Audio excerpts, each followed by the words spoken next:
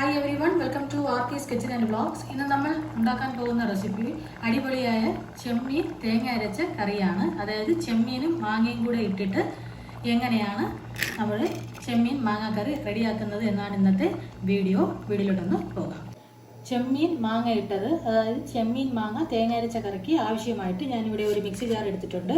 ഇതിലേക്ക് ഒരു മുറി തേങ്ങ ചിരകി എടുത്തിട്ടുണ്ട്. അതൊന്ന് ഇട്ട് കൊടുക്കാം.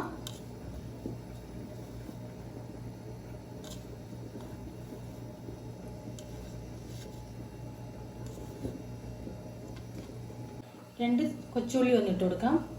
പിന്നെ ഇതിലേക്ക് വേണ്ടത് 1/4 ടേബിൾ സ്പൂൺ മഞ്ഞൾപ്പൊടി, 1/2 ടേബിൾ സ്പൂൺ മല്ലിപ്പൊടി, 2 ടേബിൾ സ്പൂൺ കാശ്മീരി ചില്ലി പൗഡറാണ് ഞാൻ എടുത്തിട്ടുള്ളത്.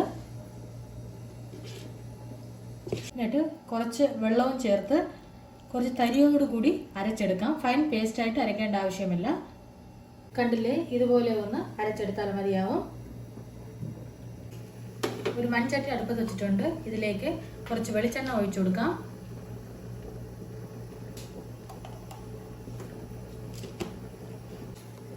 എണ്ണ ചൂടായിട്ടുണ്ട്. ഇതിലേക്ക് ഒരു വറ്റൽമുളക് പിച്ചിട്ട് കൊടുക്കാം.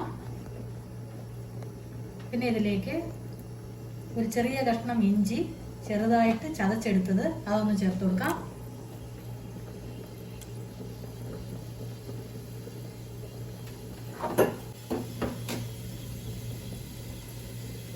പിന്നെ ഇതിലേക്ക് 3 പച്ചമുളക് ചേർത്ത് കൊടുക്കാം.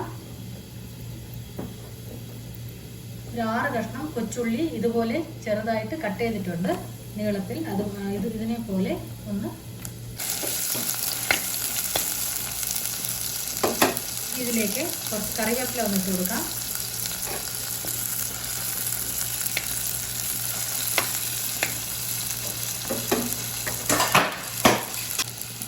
ഇതിലേക്ക് നേരത്തെ അരച്ചിട്ടിരുന്ന അരപ്പിനെ ഒന്ന് ഒഴിച്ചു കൊടുക്കാം.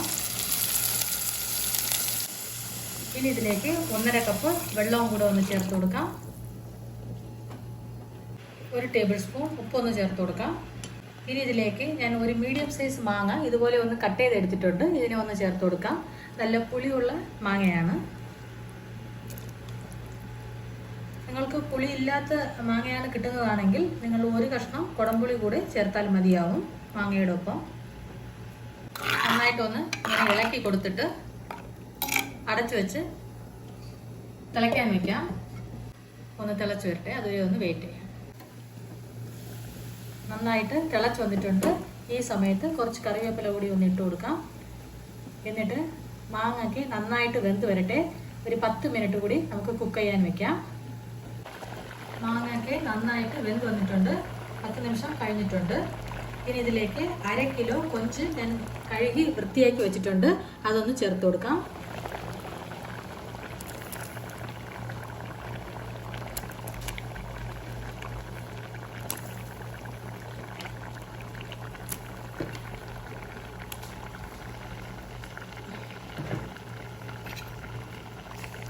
ഇതൊന്ന് ഇളക്കി കൊടുക്കാം.